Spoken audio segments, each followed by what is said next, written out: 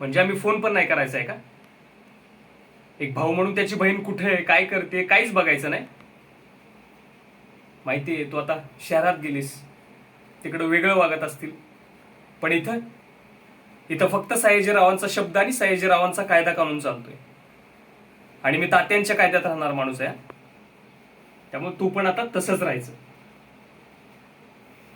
नाही, मला कळतंय, मोठी झालीस तू आता, तुझं आयुष्य तुला बघायचंय.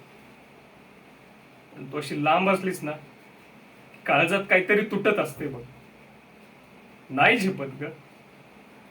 हा, पण आता आलीस ना तर जायचं नाव घ्यायचं नाही. तू कुठे जाणार, कुणासोबत जाणार, कधी जाणार, हे सगळं तात्या ठरवतील. म्हणजे मी सांगेन तसं त्यांना. पर मला भूक लागली. 100 वर्ष झाले असतील तुझ्या हातची पुरणपोळी खाऊन. मिळणार नाच?